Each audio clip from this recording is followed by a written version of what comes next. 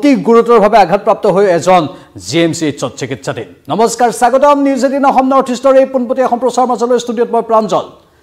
আৰু এই ভয়ংকৰ মাৰপিটৰ ঘটনা সভাপতি কেন্দ্ৰিক নিৰ্বাচনক লৈ ৰাজীৱ ভৱনত সভাপতি পদৰ প্ৰাৰ্থীৰ নিৰ্বাচনক লৈ এই ব্যাপক হিংসা দেখিবলৈ পোৱা গ'ল। তাকো সভাপতি পদৰ প্ৰাৰ্থীক প্ৰহাৰ কৰা হ'ল। অতি বেয়াকৈ আঘাতপ্ৰাপ্ত হৈছে এজন প্ৰাৰ্থী, জিন্স বৰা তেওঁৰ নাম। ভুক্তভোগী জিন্স বৰাক সম্প্ৰতি গুৱাহাটী চিকিৎসা মহাবিদ্যালয় হস্পিটেলত চিকিৎসাধীন অৱস্থাত মিঠু আহমেদ আৰু প্ৰিন্স নামৰ দুই সদস্যৰ বিৰুদ্ধে মাৰপিটৰ অভিযোগ উত্থাপন হৈছে। মন কৰিব দুটা নাম, মিঠু আহমেদ আৰু প্ৰিন্স। কোন হয় কি হয় আমি নাজানো, কিন্তু নাম আহিছে সন্মুখলৈ মিঠু আহমেদ আৰু প্ৰিন্সৰ বিৰুদ্ধে অভিযোগ উঠাবলৈ। আৰু তেওঁলোকেই প্ৰহাৰ কৰিলে ভুক্তভোগী জিন্স বৰাক। নাম জিন্স আৰু সেই জিন্স বৰা বৰ্তমান তেওঁ যিখিনি আমাৰ হাতলৈ তথ্য আহিছে সেই তথ্য অনুসৰি সভাপতিৰ প্ৰাৰ্থী আছিল। আৰু কি সভাপতি? নেশ্যনেল ষ্টুডেণ্টছ ইউনিয়ন অফ ইণ্ডিয়াৰ NSUIৰ ৰাজ্যিক সভাপতি কেন্দ্ৰিক নিৰ্বাচন হৈছিল। আৰু সেই নিৰ্বাচনক লৈ যিহেতু এইকেইদিন প্ৰচাৰ কাৰ্যও তেওঁলোকে চলাই আছিল, আৰু সেই নিৰ্বাচনক লৈ তেওঁলোকৰ মাজত মাৰপিট হোৱাৰ খবৰ আমাৰ হাতলৈ আহিছে। অতি গুৰুত্বপূৰ্ণ খবৰ। আৰু সেই জিন্স বৰাৰ অৱস্থা কিছু গুৰুতৰ বুলি কোৱা হৈছে। ৰাজীৱ ভৱনৰ বন্ধ কোঠাত প্ৰহাৰ কৰি মূৰ ফালি পেলালে সেই যুৱকজনৰ।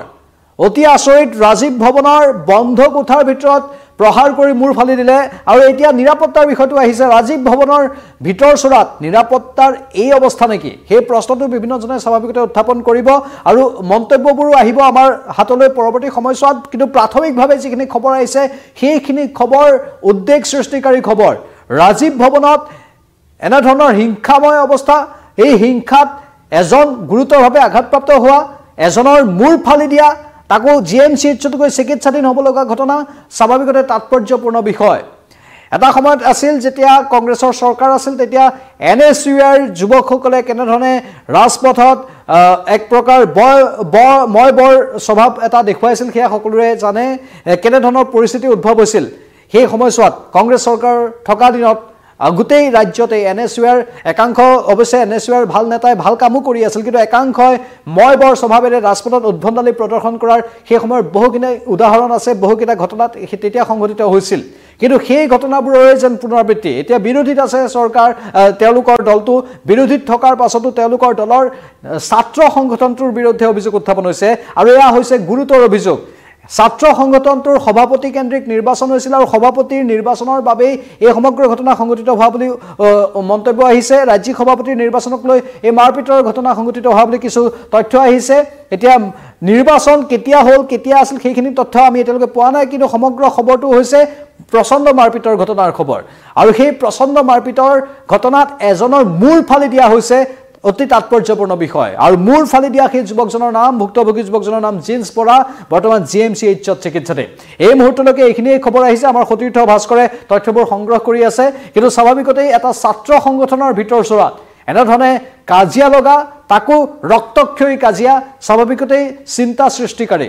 আৰু ছাত্ৰ সংগঠনৰ ভিতৰ চোৰাত এনেধৰণৰ পৰিৱেশ কোনেও কেতিয়াও কামনা নকৰে, সেয়া NSUI হওক বা আন ছাত্ৰ সংগঠনেই হওক। আৰু ছাত্ৰ সংগঠনৰ ভিতৰ চোৰাত যেতিয়া পৰিস্থিতি এনেধৰণৰ হৈ পৰে, ভয়ংকৰ পৰিস্থিতি দেখিবলৈ পোৱা যায়, তেতিয়াই জনসাধাৰণে প্ৰশ্ন উত্থাপন কৰে। যিটো দল বহু কেইবাৰ শাসনৰ গাদীত বহিছিল, সেই দলটোৰে ছাত্ৰ সংগঠন এটা পুৰণি ছাত্ৰ সংগঠন। এই ছাত্ৰ সংগঠনটোৰ বেনাৰত বহুতে মহাবিদ্যালয়, বিশ্ববিদ্যালয়ত নিৰ্বাচন খেলি জয়লাভো কৰে। বিভিন্ন ধৰণৰ সামাজিক কামৰ সৈতে এই ছাত্ৰ সংগঠনটো জড়িত। তাৰ পাছতো এনেধৰণৰ এক ভয়ংকৰ ঘটনা, তাকো ৰাজীৱ ভৱনৰ ভিতৰত। যিটো অভিযোগ আহিছে, ৰাজীৱ ভৱনৰ বন্ধ কোঠাত সোমোৱাই এইগৰাকী জিন্স বৰাক প্ৰহাৰ কৰা হ'ল। কেনেধৰণে সাহস পালে? এটা ৰাজনৈতিক দল, তাকো ভাৰতবৰ্ষৰ পুৰণি ৰাজনৈতিক দল বুলি কোৱা হয়, সেই ৰাজনৈতিক দলটোৰ কাৰ্যালয়ৰ ভিতৰত ৰাজীৱ ভৱনৰ দৰে এটা পবিত্ৰ স্থান বুলি আমি উল্লেখ কৰিছোঁ। কাৰণ যেতিয়া একোটা দল বা সংগঠনৰ মুখ্য কাৰ্যালয় হয়, তেতিয়াহ'লে সেইটোক আমি পবিত্ৰ স্থান বুলি গণ্য কৰিব লাগিব। আৰু সেই স্থানত যেতিয়া এটা বন্ধ কোঠাত ভৰাই এজন যুৱকক মূৰ ফালি দিয়া হয়, তাতকৈ আৰু ভয়ংকৰ ঘটনা কি হ'ব পাৰে? সেই কাৰ্যালয়টোৰ বন্ধ কোঠাত সোমোৱাই মূৰ ফালিবলৈ সাহস কেনেকৈ পালে? ৰাজীৱ ভৱনত কোনো সুৰক্ষাকৰ্মী নাছিল নেকি, বা কংগ্ৰেছৰ উচ্চ পদবীধাৰী ব্যক্তি নাছিল নেকি, তাত কোনো নেতৃস্থানীয় ব্যক্তি নাছিল নেকি তেওঁলোকক বাধা দিবলৈ? যিকোনো মানুহ আহিব, কোঠা ব্যৱহাৰ কৰিব আৰু ওলাই যাব, সেইটো কেনেধৰণৰ ঘটনা তাক লৈ প্ৰশ্ন উত্থাপন হৈছে।